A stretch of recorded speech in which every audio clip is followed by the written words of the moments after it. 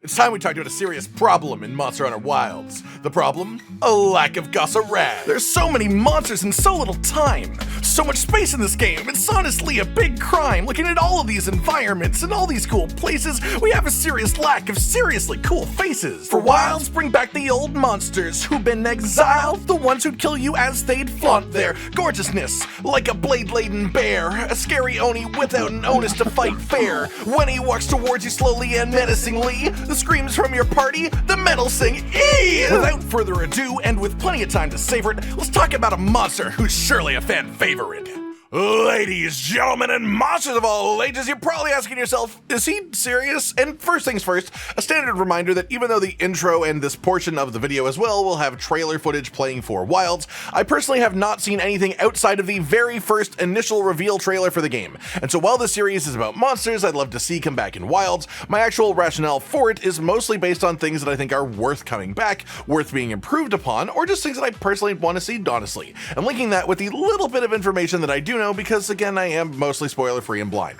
Today I want to talk about what is easily one of my top 3 monsters from Riiiiight and its Sunbreak expansion, Goss Harag. I love bears as a creature in real life, just as a real life animal. They are generally speaking my favorite animal, followed relatively closely by Highland cows and their big fluffy bodies, and chow chow dogs, which are round and furry enough to cosplay as pandas when the zoo runs short on real ones. But the point being, I love bears. There are quite a few bear monsters in Monster Hunter, but they have been kept in a place of really low sort of threat level. Arzuros, Lagambi, they're really cool monsters. They're fun ecologically in how they act in the game, especially like Arzuros grabbing you and stealing honey, but they aren't menacing, really. They aren't scary. They don't strike fear into your heart, and they don't spark joy in an evil way. They aren't the type of monsters that you'll usually fight after hitting late game, which means that they tend to be a little bit forgotten aside from that first journey through each generation.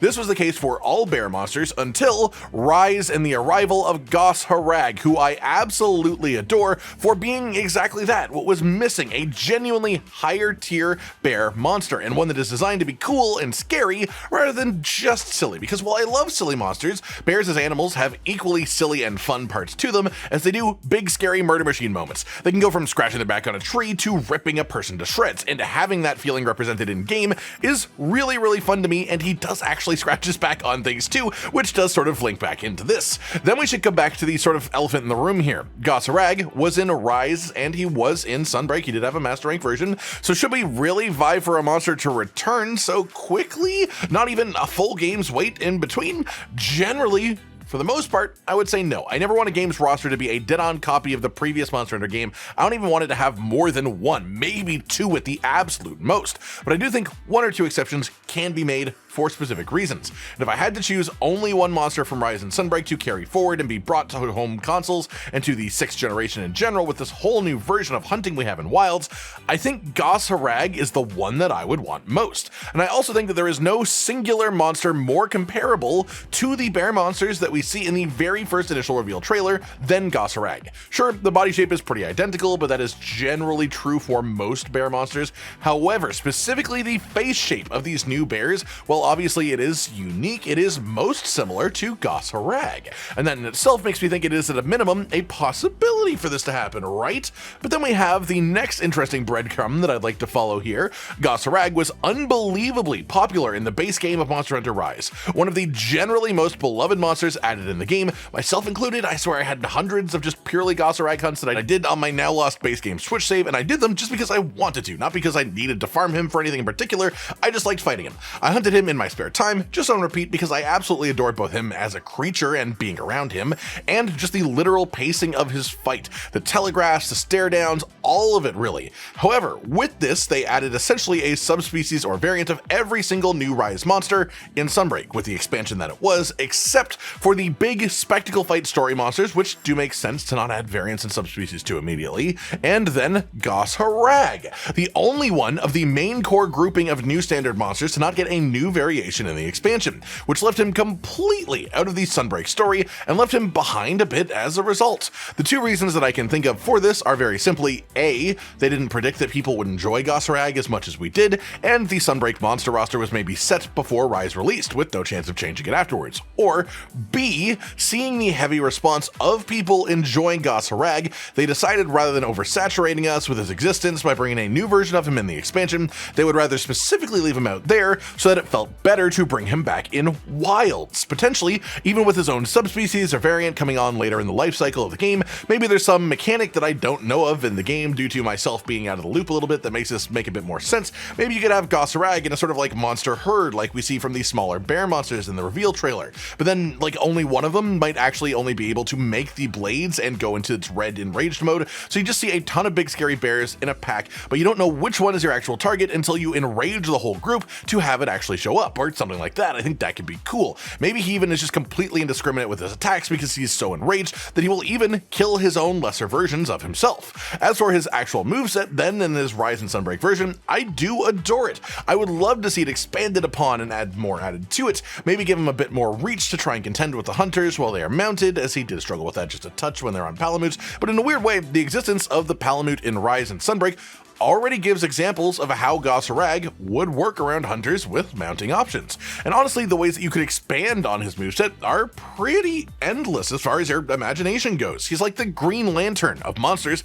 because his main actual mechanic is that he creates weaponry out of ice. And sure, he does giant blades, he does a big bashing stick on one hand that he uses like a blunt weapon or a tiny shield, but what is to stop him from having way more options in a game with better actual technology behind it than Rise and Sunbreak had? Like, why couldn't he make a big two-handed shield and literally just block you with a giant chunk of ice in front of him, or make like a giant two-handed sword where he has to freeze both of his hands together for one extremely powerful hit or something like that? Or do even more creative things than that, like what if he had a pin attack where he grabs you and freezes you onto his arm to just use you as a weapon and bash you into other hunters in your party? Okay, maybe that one is a little bit too far, but you get what I mean. When the mechanic of the monster is crafting things and creating things with an instant freezing ice, there is a hell of a lot of imagination and expansion available for the moveset. And of course, the simple answer for this is to go full like One Piece on him and just give him a third sword that forms out of his mouth when he freezes up, but I digress. The point is that the options are very, very open for him, and especially in a game less limited by its platform like this one will be, a monster like this has a ton of room to grow, not only mechanically, but also honestly visually. I mean, blades of pure ice are an awesome concept. They look great on Rise and Sunbreak, but they could look absolutely gorgeous if enough detail is purposefully put into them, and even the reflections that could come off of them. And again, he is already visually one of my favorite monsters. His entire design is one of my favorites in the series, and I already absolutely adore his fight too. To be absolutely frank, though I'm not, I'm Cotton, I'd be happy to see Goss Harag in Wilds with absolutely zero changes from how he worked in Rise and Sunbreak.